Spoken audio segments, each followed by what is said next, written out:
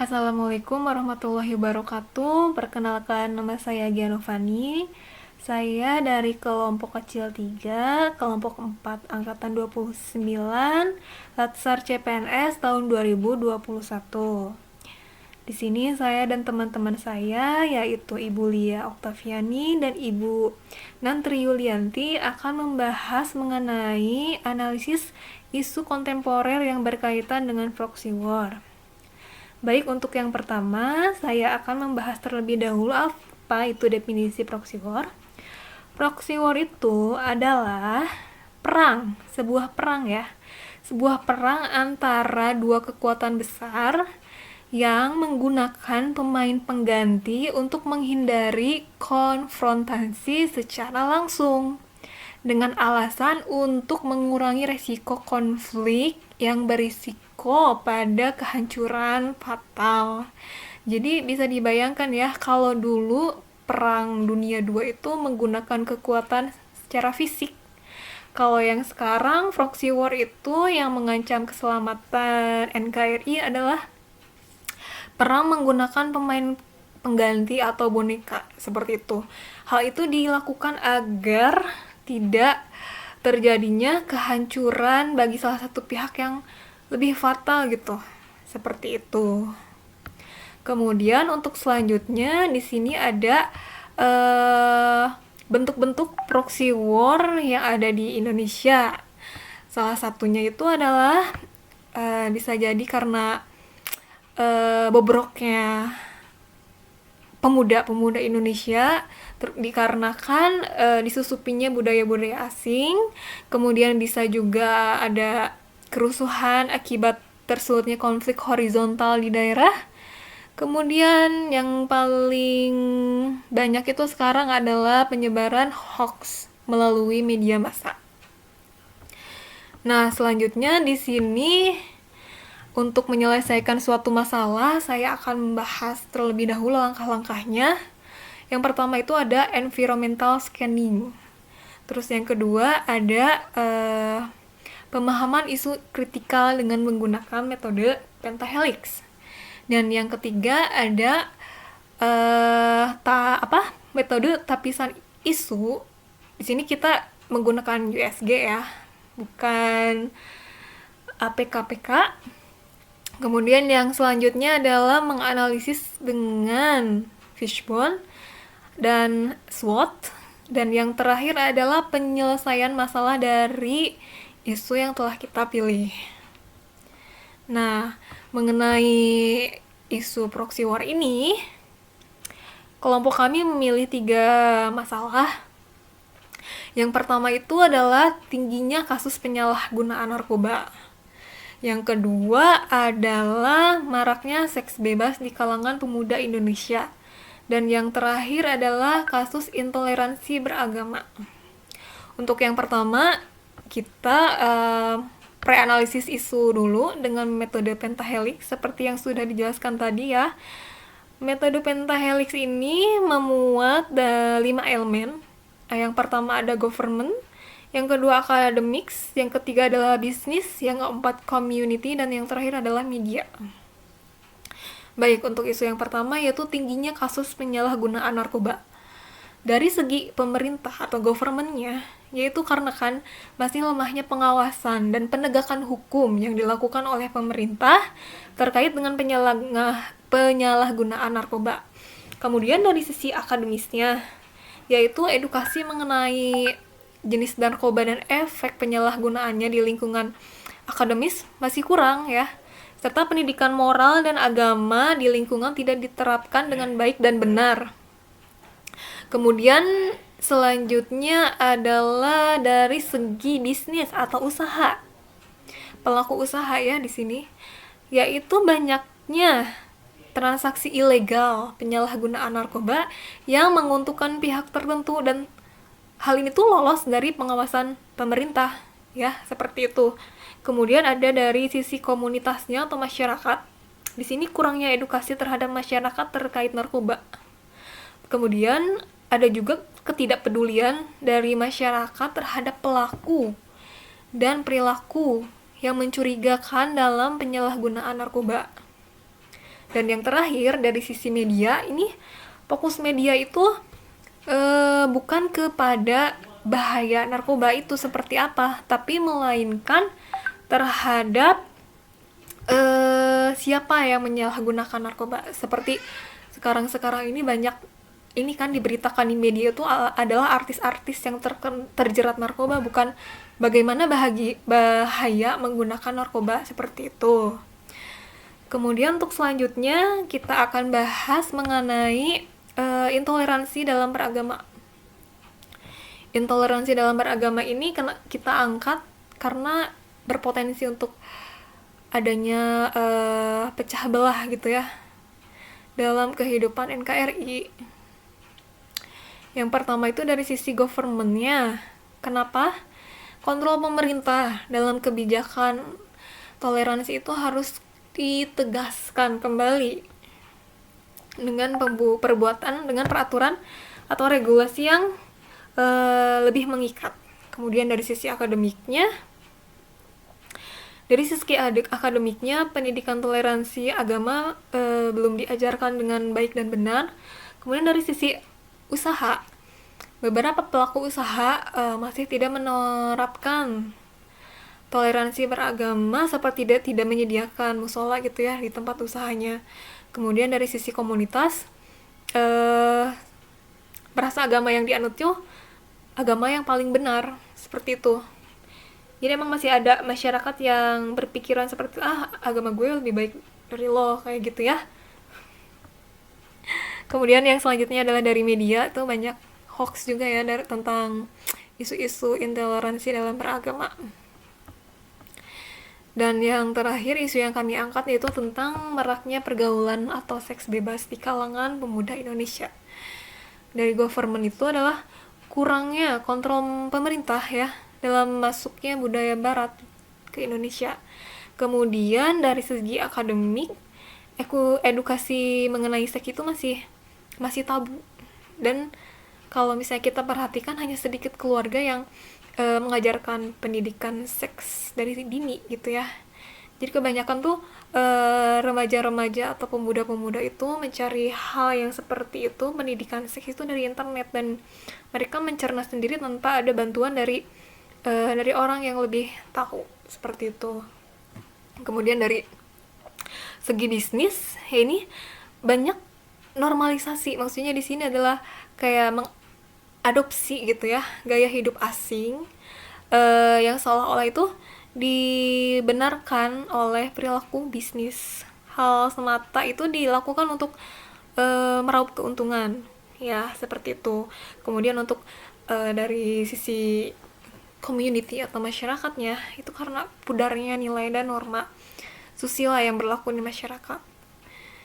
Jadi adat timurnya itu sekarang udah mulai runtuh dan digantikan oleh adat barat, karena itu banyaknya pengaruh dari media. Nah, di sini yang terakhir media, karena pengguna itu gampang sekali untuk mengakses media, baik itu internet atau TV dan yang selanjutnya.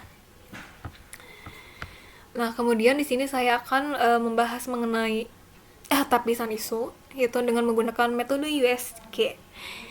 USG di sini bukan USG untuk mendeteksi bayi dalam kandungan ya. USG di sini adalah singkatan dari urgency, seriousness, dan growth. Di sini juga ditampilkan tingkatan penentuan skala prioritas dari mulai angka 1 sampai angka 5. Angka 1 itu berarti sangat tidak mendesak, angka 2 tidak mendesak, angka 3 cukup mendesak, angka 4 mendesak, dan angka 5 sangat mendesak. Nah, di sini kita bandingkan isu yang telah saya jabarkan sebelumnya. Untuk isu narkoba, urgensinya kita berikan nilai 4, seriousness-nya juga 4, dan growth itu kalau masalah dibiarin akan terus-terusan ada dan berkembang, kita kasih nilai juga 4. Jadi totalnya adalah 12. Kemudian maraknya seks bebas di kalangan pemuda Indonesia atau mahasiswa. Urgensi itu gawat nggak sih masalahnya kan ya? Masalahnya gawat tidak. Dan ternyata untuk maraknya seks bebas di kalangan mahasiswa itu nilainya 3, cukup mendesak.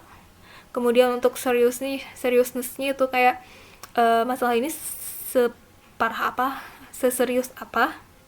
Dan untuk seks bebas kita beri nilai 3 juga.